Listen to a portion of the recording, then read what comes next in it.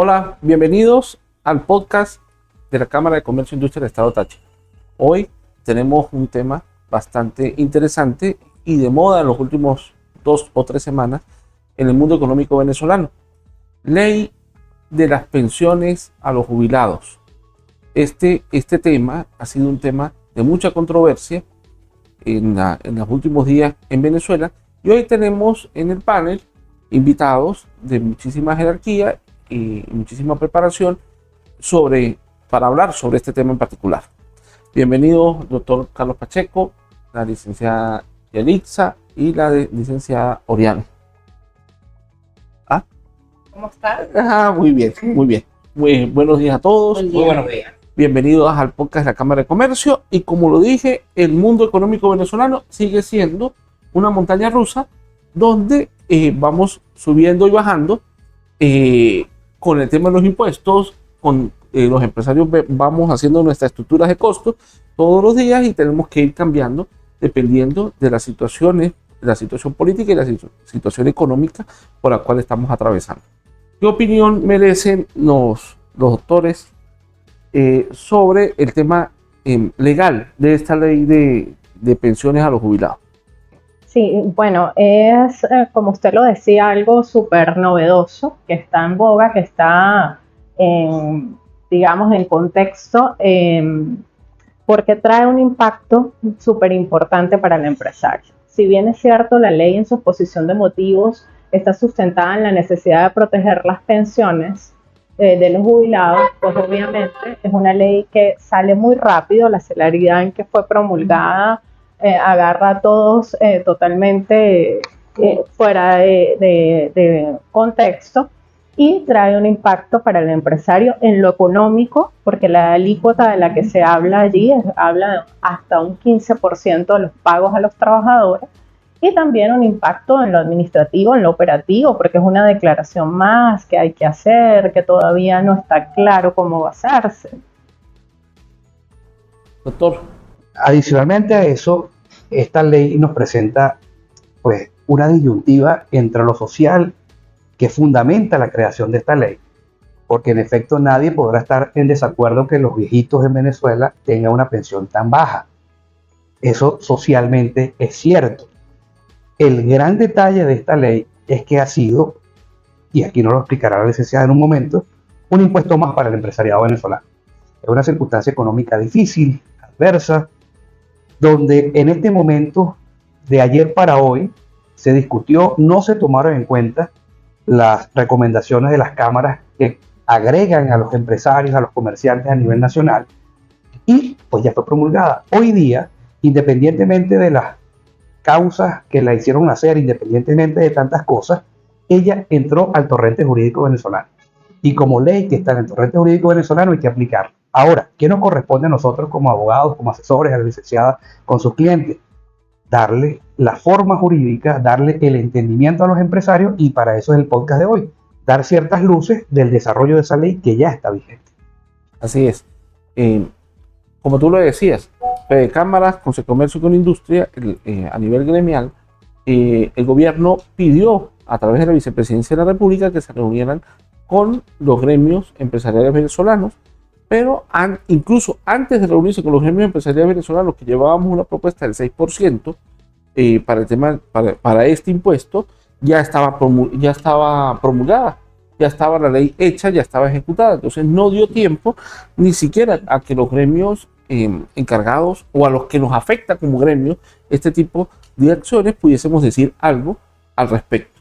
Es un impuesto que viene obviamente a formar parte de la gran carga tributaria que tenemos los empresarios hoy en Venezuela, que a pesar de las difíciles o lo difícil que es para producir, los pocos márgenes de ganancia, la baja capacidad de consumo que tiene el venezolano, pues nos ponen este impuesto que viene a limitar mucho más el ámbito de desarrollo de las empresas.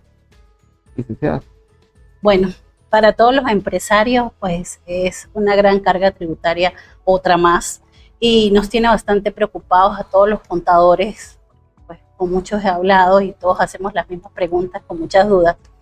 una de las cuales la primera es cuándo vamos a empezar a declarar. Pues la ley establece, ¿verdad?, que no dice ni siquiera todavía, debe salir un instructivo para que sepamos cuál va a ser el calendario que nos va a regir en esta materia. Dice el Código Orgánico Tributario en su artículo 8 que cuando se trate de tributos que se determinen o liquiden por periodos, las normas referentes a la existencia o a la cantidad de la obligación tributaria regirá desde el primer día del periodo respectivo del contribuyente, que se inicia a partir de la fecha de entrada en vigencia de la ley. Es decir, que la ley se aprobó el 8 de mayo del 2024 y empezaría el primer día en junio, es decir, que la primera declaración sería en julio. Ahí existen por las redes pues calendarios incluso, pero pues nada es formal, nada es pues algo que esté tipificado ya en un instrumento. Entonces habrá que esperar de parte de la Administración o del Ejecutivo Nacional que nos indiquen cuál van a ser las pautas de este impuesto. Sí, mira, quería hacer una acotación sobre eso, principalmente los abogados. Dice que se va a cancelar sobre la base de $130 como base imponible, porque ese es el salario, ¿ok? Pero realmente no es el salario, porque lo que aumentó fue el bono de guerra. Entonces, pagamos sobre los 130 o nos acogemos, porque lo vi incluso en las redes, hay un debate bastante interesante en las redes sociales y en los analistas, que el salario no es de $130, porque lo que tenemos son bonos y lo que se aumentó fue el bono de guerra.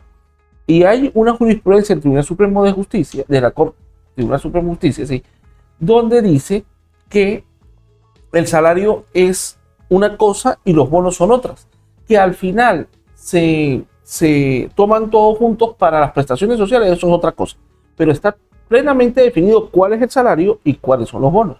Entonces los empresarios pagamos referido a al monto global con bonos incluidos o al salario mínimo, que es lo que está hoy especificado en la ley. Esa respuesta yo se la escuché hace 2 minutos a Doriani de una manera majestuosa. Antes de que ella la exponga, yo voy a decir lo siguiente. De la prisa queda el cansancio nada más. Y las cosas hay que hacerlas bien y que queden bonitas. Esta ley no quedó ni bien ni quedó bonita. Porque se confunden muchas cosas que forman parte del ordenamiento jurídico en Venezuela. El tema salario, cuál es la base imponible. En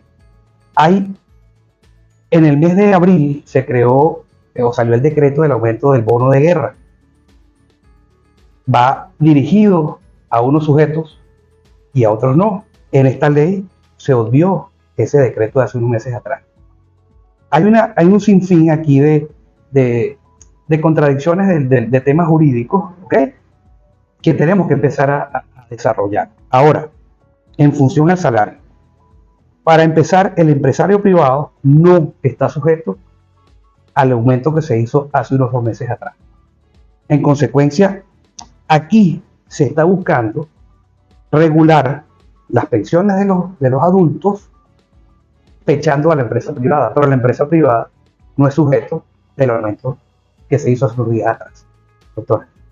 Sí, bueno, conversábamos hace un rato de que la ley se basa en un concepto. La ley está dirigida al sector privado, pero se basa en un concepto que es de aplicaciones para el sector público, como base imponible. Porque la ley habla de que nunca será un mínimo al ingreso integral mínimo indexado, que es un concepto creado por el Ejecutivo Nacional para pagar en el sector público, que está compuesto de ¿qué? $40 de cesta tique o bono de alimentación y $90 de bono de guerra económica. Pero eso es para aplicación del sector público. El sector privado sigue manejando su salario mínimo, que sigue vigente, que el último aumento fue en el 2022, que es de 130 bolívares, y el cesta tique adicional. Entonces, se crea una ley para ser aplicada al sector privado, tomando como referencia un concepto que fue creado para la administración pública. Además que tú decías que, bueno, vamos a cancelar sobre los $130. No, ese es el mínimo pero no hay un tope máximo. Puedes cancelar mucho más, es sobre el total de pago. Es decir, la ley no tiene un piso, pero no tiene un techo. Lo mínimo que vas a cancelar es sobre ese ingreso que de alguna manera tampoco está totalmente definido, porque en su intervención el Ejecutivo Nacional habló de $130 y solo fue por vía Twitter cuando el ministro lo discriminó 40 tickets y 90 bonos guerra económica, pero en ningún lado está documentado, escrito, detallado qué constituye ese ingreso. Ahora bien, le corresponde a los contadores que tienen más ese día a día con los clientes el establecer por vía de su contabilidad la cuenta nómina o pago de sueldos y salarios. Porque en pago de sueldos y salarios entran muchísimas cosas. No solamente es el salario devengado por el trabajador, sino todo aquello que mejore la condición de vida del trabajador es considerado salario. El único, aparte del 104 de la Ley Orgánica del Trabajo, te lo deja súper claro.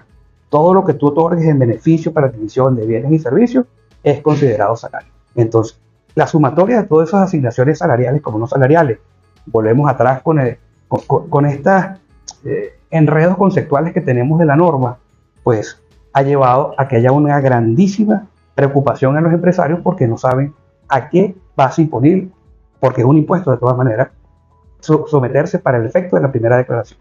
Hoy es esta ley está sujeta a nulidad por contradicción. Totalmente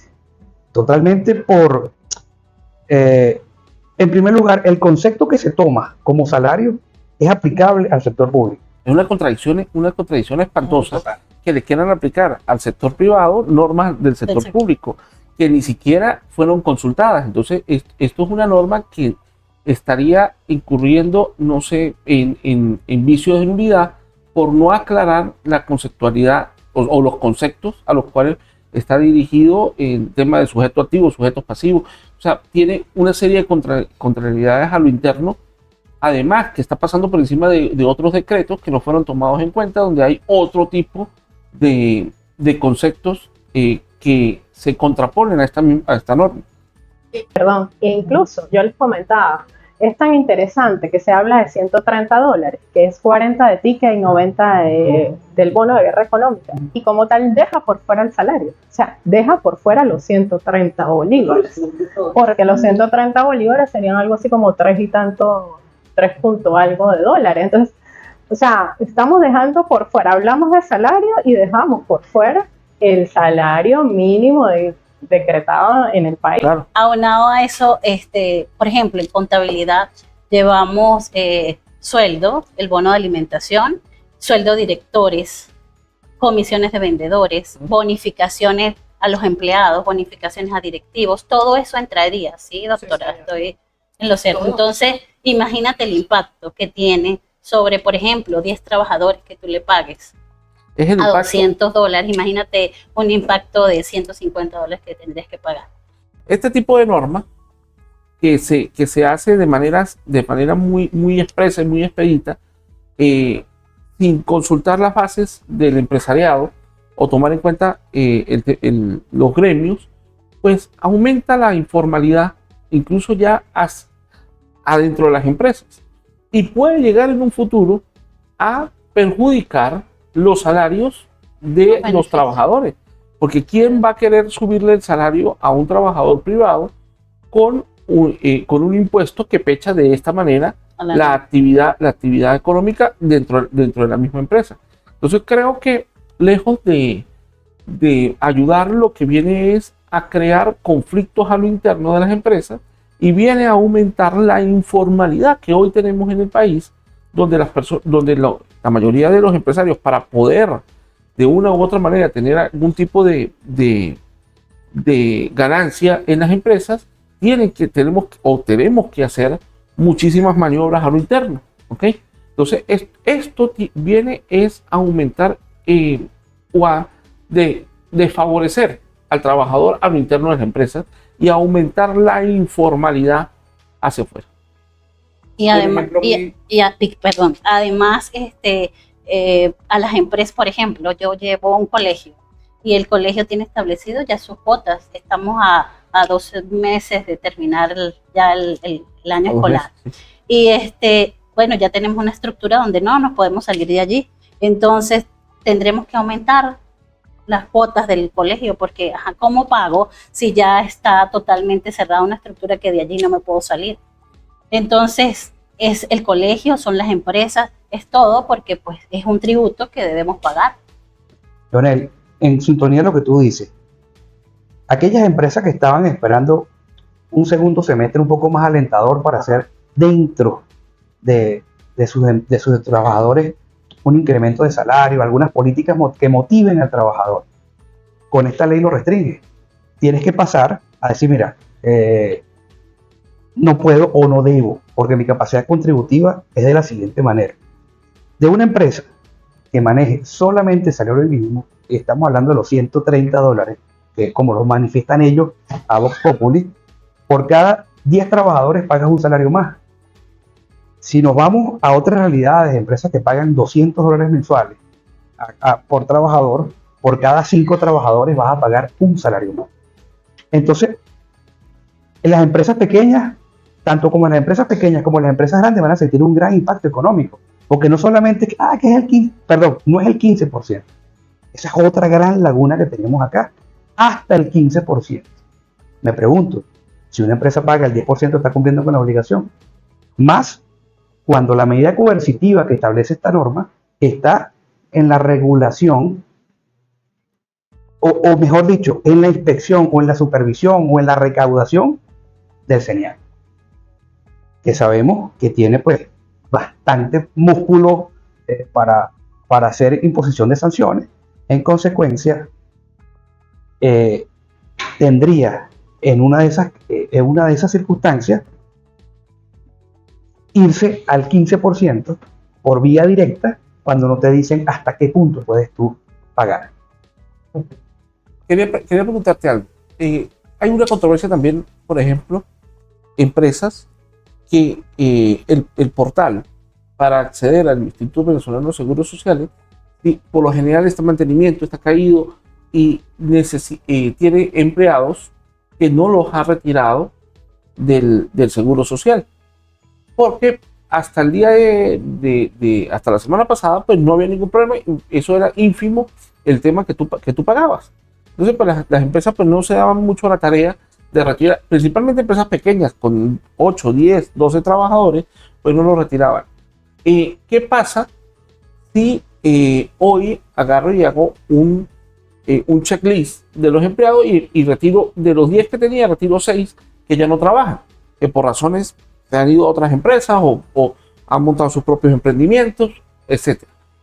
¿Qué pasa si hoy empezamos a sacar? En primer lugar, la verificación se va a hacer por contabilidad de la empresa, porque tú vas a reflejar allí en tu cuenta de nómina de sueldos y salarios, ¿correcto? Entonces, el tema de la seguridad social como subsistema del derecho laboral, ¿sí?, pasa por un tema. Los que han podido ingresar, los que no han podido retirar, los que aparecen como pensionados, eso es un tema distinto al objeto de esta ley. Si yo retiro después de 20 años intentando retirar 5 trabajadores y salen de baja del sistema, es un tema para el efecto de la cancelación de lo que me corresponde a mí, la alícuota como empleador, dependiendo de los niveles de riesgo de estas historias que ya todos conocemos, ante la seguridad social. Para efectos de esta ley es lo que yo tengo hoy en mi cuenta de nómina y salario. Sí, porque efectivamente es un impuesto que no va a ser, o sea, es independiente de los aportes que se hacen a la seguridad social. Okay. El empleador e incluso el trabajador hoy en día y históricamente ha aportado a la seguridad social. Pero este es un tributo adicional. No lo va a administrar el Seguro Social, lo va a administrar el CENIAC. Doctora, perdón, la gran pregunta, ¿verdad?, que existe es que ¿qué salario ahora es el que vamos a incorporar en la nómina para el Seguro Social? O sea, eso es un tema. Son 130 bolívares el salario mínimo, ahora es el salario integral indexado. ¿Cómo es? ¿Cómo es el tema ante esos organismos? El salario integral indexado que le corresponde por conceptos al gobierno y no al empresario. ¿O vamos a asumir los conceptos del gobierno para el empresariado privado? Sí, bueno, es lo que yo decía hace un rato, ¿sí? el salario sigue siendo el mismo, el salario sigue existiendo, el de 130 bolívares. Lo que pasa es que así tú pagues incluso menos a tus trabajadores, igual la base de cálculo para este impuesto va a ser el ingreso integral indexado. O sea, pudiera suceder que yo le pago menos a un trabajador, porque si no me aplica el concepto, ponte que yo le pago a mi trabajador $100, no le pago 130. Pero mi base de cálculo para este impuesto debería ser entonces los 130. Pero entonces, por ejemplo, yo le pago a mis trabajadores $200, un ejemplo. Esa sería la base, y la ley no establece que serían 5 salarios mínimos, la ley de Seguro Social, o sea, qué contradicción. O sea, todos estamos en lo mismo. Atención con esto. Una cosa es la seguridad social. Esta ley no exime el cumplimiento de la responsabilidad de seguir declarando ante el Seguro Social. Esta ley te crea un impuesto nuevo y todas las obligaciones del empleador frente a la seguridad social se mantienen incólumes, no se han alterado. En consecuencia, el salario base de cálculo para la seguridad social sigue siendo el mismo que establece la ley orgánica de la seguridad social. El salario base de cálculo para este impuesto es este que sube y baja, que aplica pero que no aplica. Es algo aquí, no sé si lo formal me lo permite, pero aquí está pasando algo así como las aguas frescas del Chavo, o sea, que parecen de una cosa pero son de otra, ¿sí? O sea, porque toma de cada concepto, toma algo, y ese algo lo hicieron aquí una especie de Frankenstein que tenemos que abocar. Ahora, las obligaciones del empleador frente a la seguridad social siguen intactas, no se han modificado. Si teniendo que declarar el Seguro Social, tienes que seguir declarando al tercer día de ingresar un trabajador al Seguro Social, eso se mantiene intacto y las bases de cálculo son las mismas. Ahora, entre esas cosas, por ejemplo, en el año 2012 se creó la Superintendencia de la Seguridad Social y es la que iba a regular los ingresos por seguridad social. En las disposiciones transitorias, en las disposiciones de esta ley no deroga la Superintendencia de la Seguridad Social. Entonces ella sigue vigente. ¿Bajo qué figura? ¿Qué administra? Si este dinero lo va a administrar el CENIAT y en consecuencia va a ser dirigido a Tesorería Nacional. Tenemos una serie de esquinas, de grises, como diríamos en esta ley, que nos permiten no, que es lo que llena precisamente de temor al empresariado. Sí, y fíjate, un poco para completar eso y para profundizar en lo que tú decías, Yelixa, ¿qué sucede? La seguridad social es un tema aparte. Para efectos de esta ley, yo comentaba, si mi trabajador gana $100, que para mí es totalmente viable, legal, porque no estamos fuera de nuestro marco normativo, mi base va a ser 130 porque tengo un mínimo. Pero si gana $200, que era el caso que tú decías, mi base va a ser $200 porque no tengo un máximo. Si gana $300, mi base va a ser $300. Más aún, incluso si yo doy bonificaciones que no son salario, también lo conversábamos, por ejemplo, un tema, el bono transporte, para el caso de los vendedores, que los vendedores de ruta, yo doy un bono que está sujeto a rendición de cuentas, que es para sufragar los gastos del vehículo. Eso no es salario, porque es para cuando el trabajador utiliza el vehículo para cumplir su función. No es salario, pero para los efectos de esta ley sí va a entrar, porque la ley habla de bonificaciones de carácter no salarial. Pudiera estar entrando. Por dos circunstancias, doctora. Uno, no hay enriquecimiento del trabajador en el caso del bono transporte. Y dos, no tiene la disponibilidad del gasto a su real entender. Él tiene que gastar y tiene que soportar todos esos gastos vía factura. Entonces no hay disponibilidad de ese ingreso y por tanto no es salario. Ahora, hoy a las 3 de la tarde te llama un cliente y te dice, licenciado, voy a sacar de vacaciones a Pedro. Esto no tiene nada que ver con Pedro. En primer lugar, como bien lo decías en tu primera intervención, el deber ser es que esta norma entra en vigencia para el primer periodo impositivo, que sería junio, declaración julio. Bien, eso es un tema muy de ustedes los contadores. Ahora, una cosa son los conceptos laborales y otra cosa son esta norma. Y otra cosa son los subsistemas de seguridad social. totalmente distinta. Esto no relaja ningún sistema, ni ningún subsistema de seguridad social. Ninguno. ¿Cómo hacemos nosotros con las comisiones? Y las comisiones es uno de los incentivos más grandes que tiene el trabajador para llevar el sustento a su casa. ¿Okay? Se esfuerzan más de lo posible, trabajan más horas, viajan, llaman. O sea, es ya el plus que le coloca el trabajador a su desempeño para hacerlo todo cada día mejor y lograr tener esas condiciones que incrementa su capacidad de enriquecimiento. Pero entonces la ley lo está limitando. Ojo con eso. Eso, desde este ente gremial hay que tomar los siguientes aspectos. Mucho cuidado con las soluciones modernas de ahora. Ya empiezan a decir, bueno, entonces litigo a todo el mundo y los pongo por honorario. Ojo con esto. Ojo con las soluciones que vayamos a dar en las empresas. Señor empresario, mucho cuidado con las soluciones que vaya a tomar sin su consulta de su abogado laboral y su equipo multidisciplinario que maneje la materia. ¿Por qué les digo esto? El artículo 104 de la norma nos dice muy claro que es salario. Y te lo define hasta con casi que términos de castellano. Se entiende por salario toda remuneración, provecho, ventaja, cualquier fuera su remuneración o método de cambio. Elemento 1. Elemento 2. Toda la normativa en derecho laboral es de orden público. Elemento 3. Existe en esta ley del 2012 un principio que no existía antes, que es el principio de la supremacía de la realidad sobre la norma. Es decir, yo hice contrato de honorario, yo hice un poco de cosas allí y tal, ahora yo no tengo ningún empleado hasta ayer y ahora todos son mis honorarios. Ojo con eso, porque todo lo que tenga un olorcito, un tufito a relación de trabajo es relación de trabajo. Además, en el materia laboral, la carga de la prueba es del empleador.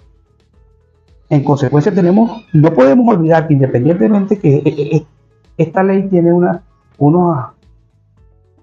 esquinas allí que no logramos entender, no se ha derogado el sistema laboral venezolano. Entonces, todas las normas y principios que establece la protección al trabajador siguen siendo incólumes, inamovibles, no se han derogado. Mucho cuidado con salidas que permitan, más allá de obviar este nuevo impuesto, generar problemas nuevos a los empleados. Sí, así es. Y hay demasiadas incertidumbres aún. La ley indica que el CENIAT, por providencia administrativa de efectos generales, aclarará. Sin embargo, considero que desde el punto de vista jurídico debería ser por vía reglamentaria, porque es el reglamento el que viene a desarrollar el alcance de una ley, a aclarar sus contenidos, debería ser por vía reglamentaria. Sin embargo, la ley habla de que por providencia administrativa de efectos generales se determinarán, incluso se abre la posibilidad de exonerar a ciertos rubros.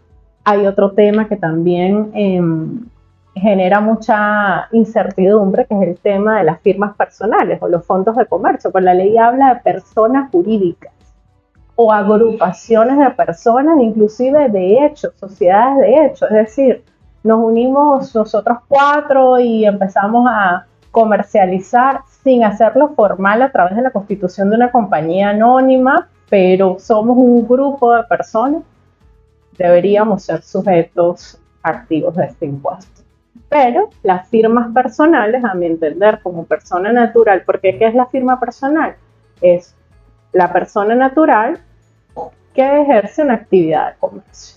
Estaría por fuera del alcance de la ley, pero son incertidumbres, son incógnitas que se presentan que no quedaron claras. El artículo 6 lo define, ¿no? Dice que las personas jurídicas y las sociedades de personas domiciliadas en Venezuela realicen actividades, es decir, que nosotros, por ejemplo, contadores, abogados, médicos, todos quedaríamos por fuera de la ley, las firmas personales. Solamente son jurídicas, ordinarios, especiales, son los que están incluidos. ¿Sí? Son los sujetos a los cuales está dirigida este tipo. Sí, o sea, incluso personas jurídicas, y vuelvo y dice agrupaciones de personas, así sean de hecho, o sea, o sin una constitución como tal, pero hablamos de una sociedad o de un grupo de personas, habla la ley. Bueno, doctora Oriani, ¿qué recomendaciones desde el punto de vista legal le da a usted al empresariado que tengamos que tomar en cuenta por lo menos hasta que se aclare este tema en particular? Y Carlos, ¿qué recomendaciones le podemos dar al empresariado venezolano, tachirense y venezolano, cómo asumir este nuevo impuesto, qué pasos a seguir dentro de nuestras empresas hoy, mientras que se aclara toda esta diatriba? ¿Okay? Y la licenciada Yaritza, ¿qué recomendaciones se le empiezan también a dar al empresariado o a sus clientes, o qué recomendaciones tiene usted pensada darle a sus clientes mientras que la ley entra en funcionamiento? Lo dejo, doctora, y Carlos, y luego viene. Bueno, pienso que es muy importante a todos los empresarios que busquen la asesoría de ese equipo multidisciplinario, abogado, contador, revisar la ley, tratar de entenderla, estar muy atento a los pronunciamientos que hayan en los próximos días, porque inevitablemente van a haber pronunciamientos, atentos a la providencia que se indica que va a ser emitida, a la providencia administrativa para ver el alcance, pero yo sí iría previendo hacer mi apartado con base a los $130 y del 15%. Y del 15%. Tomaría los límites o los extremos que están medianamente claros, que es el ingreso indexado de 130 y el 15%. Yo iría haciendo esa previsión y atentos a eso, cómo se va a declarar, cómo se va a hacer, seguir muy de cerca el desarrollo de estos días acerca del alcance de la ley. El miedo no puede paralizar, la incertidumbre no puede prelar.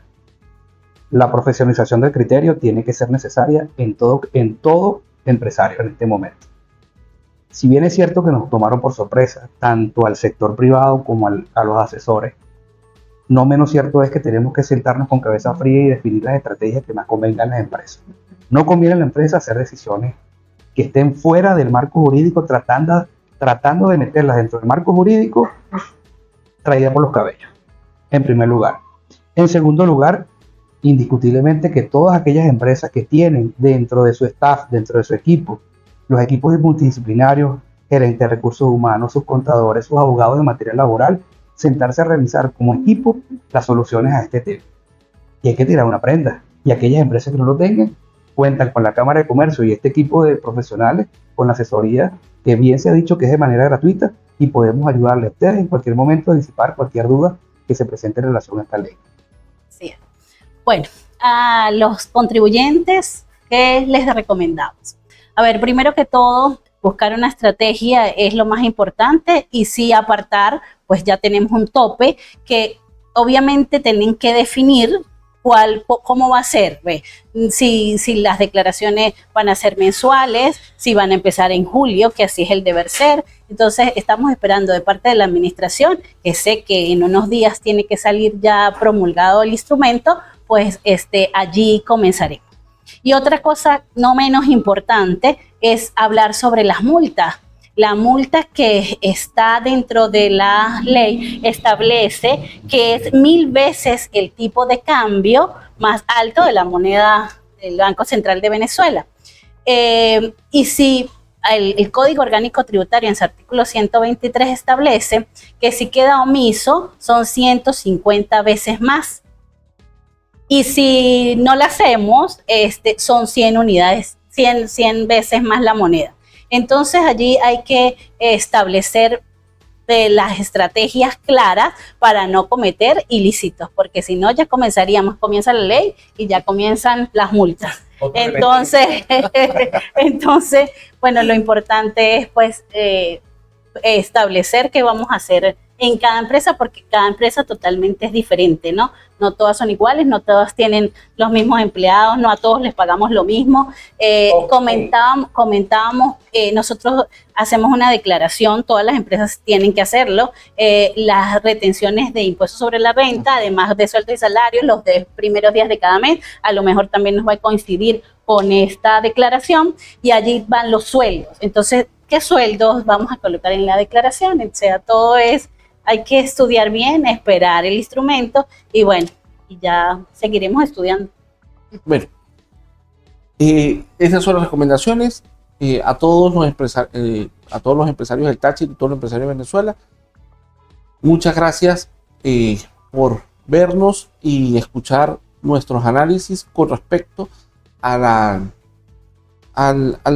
ley de pensiones, que hoy más que nunca pues está generando una polémica en todo el país, sobre la cual nosotros estamos estudiando y queremos avanzar sobre eso. Les sugiero a todo el empresariado que se asesoren, como dicen los muchachos. Vamos a asesorarnos de nuestro departamento legal, de nuestro departamento contable, y si no tienen asesores, Cámara de Comercio e Industria del Estado Táchira tiene desde enero un grupo de asesores, o tiene un programa de grupos de asesores que con todo el gusto del mundo se pidan a través de los medios de comunicación con la Cámara, pidan una cita, y este grupo de asesores puede ayudarlos a aclarar las dudas que tengan con respecto a este nuevo impuesto, y a todas las dudas que tengan con respecto a todo lo que es el mundo económico o el desenvolvimiento de sus empresas en el mundo económico tachirense y el mundo económico venezolano. Muchas gracias a todos quienes nos escucharon. Muchas gracias a los panelistas, al doctor Carlos Pacheco, a la licenciada Yelitza y a la doctora Oriani, por ayudarnos a aclarar todas estas dudas el día de hoy, y por compartir con nosotros en este Analizando con la Cámara. Muchas gracias.